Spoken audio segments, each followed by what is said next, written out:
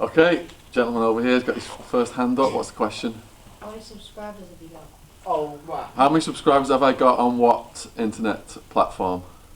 YouTube. Oh, YouTube. I have 5,500 YouTube subscribers. Oh. And 4 million hits. Yeah.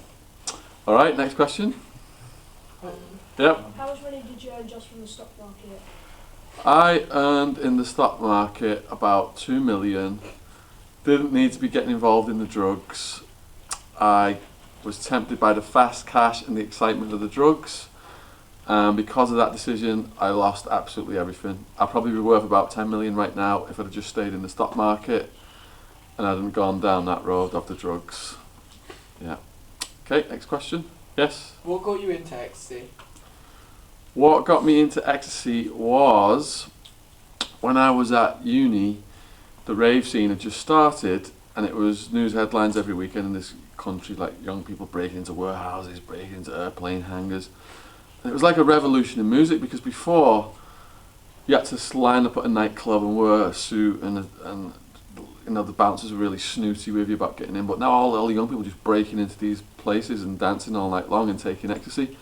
So because it was a new thing, it was on the news a lot, I got invited to go to one of those parties and I went to the party and I just got addicted to that lifestyle basically because I've got this addictive personality type and I didn't think about where it was all leading because it starts out fun at first, but the more you do drugs, down the road the pain starts to increase and the pleasure goes down and you do harder drugs and you mix your drugs up. And a lot of my mates in America are still doing drugs, you know, every year 1 or 2 of them dies. Yeah. Okay, next question. Yep. How long was you in prison for? I was in prison for exactly 5 3/4 years. Yeah. Okay. Yeah. How did you feel when you got out of prison? When you get out of prison, it is almost as mind-bending as when you go in. And the closer you get to your release, you get what's called gate fever, where your brain is just going from thinking about all the things in prison to thinking about all the things you're going to do when you get out and what it's going to be like. And you're wondering if you can get a job, you're wondering if people will cross the street when they see you because they'll think this guy's a prisoner and they'll be scared of him. And you know, once I got out, I was a bit institutionalized then. My mum said I was like a puppy dog following around the house waiting for orders. And it took me about a year before I shook all that prison mentality off and I moved down south. And I got a job then as a public speaker and an author, and that got my life on this positive path. Yeah. Yes? I read in your book that you hold a little competition for like worst accidents that people have happened in their life in prison, and you gave them chocolate. How far were people willing to go to get that chocolate? I held a competition in the jail called Sufferer of the Week. So whichever prisoner had it worse that week, they would win like a little jackpot put together by prisoners who had money on the inmate's account. So like brownie, a Snickers bar, we'd contribute stuff like that. So I'll tell you about one guy. I wouldn't say that he did it on purpose, but he got bitten by a brown recluse spider on his thumb. And the pus started to come out and the guards wouldn't take him to medical. And his thumb turned red and purple and the guards wouldn't take him to medical. And then his thumb turned green and blue and the guards wouldn't take him to medical. They said it's the policy of the jail not to treat insect bites. And then his thumb turned black and mould started to grow on it. And they took him to medical. And when he got to medical, the doctor said, "We've got to cut your thumb off or it's going to spread throughout your body and kill you." And then when he got back with no thumb and we gave him Sufferer of the Week, he said it was all worth it just to win the melted Snickers bar. Wow. Yeah. Okay, over here. What's the worst thing that happened to you in prison? Worst thing that happened to me in prison, several things really, and I don't want to sound like I'm whining here. I brought prison on myself by getting involved in drugs.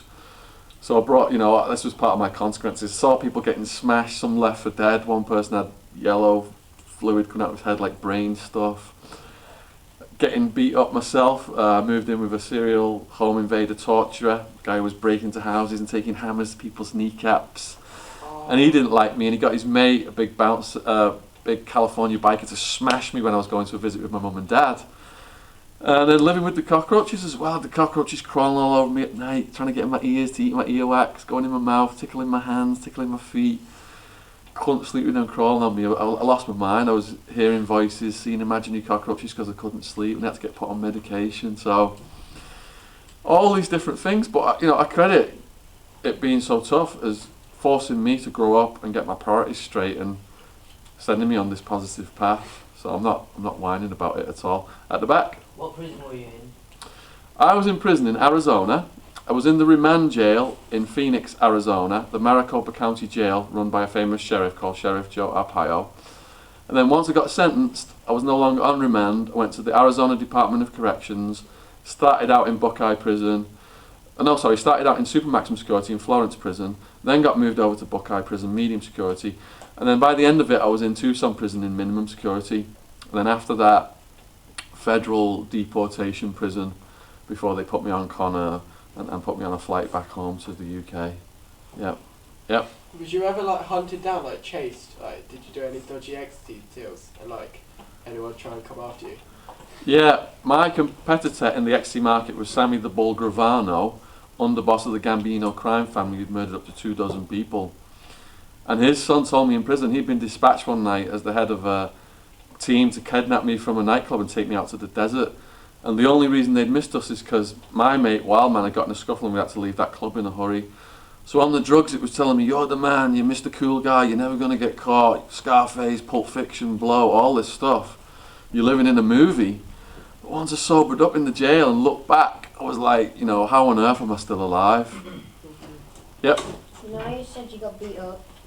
Where was Tbone? Yeah, who won? Where was Tbone? When I got beat up by the friend of the serial home invader torturer, Tbone, I hadn't met him yet. Tbone came around several months later, and Tbone was in a cell, went into a cell with the cellmate of the guy who beat me up. The guy who beat me up, my cellmate, the home invader torturer, and my new cellmate, that's how I knew what happened. And he went in there and he challenged the cellmate of the guy who beat me up for calling him a snitch. And he says, yeah, I called you a snitch. And T-Bone just went bam, bam, knocked the guy out instantly. His lip was hanging off. This guy's head hit the toilet so hard, the water bounced out of the toilet. And then the other 3 guys in there went to make a move on T-Bone and he just gave them the death stare and they froze and they didn't do anything. Yeah. Yes. What's your relation with the other guy in your front? Two-tone. Two Tonys was a mafia mass murderer who left the dead bodies of rival gangsters from Arizona to Alaska. He was doing 141 years. If you've only murdered rival gangsters, you're top of the respect in the prison. If you've murdered a woman or a child, it's KOS, kill on sight. The prisoners try and kill those guys when they come in.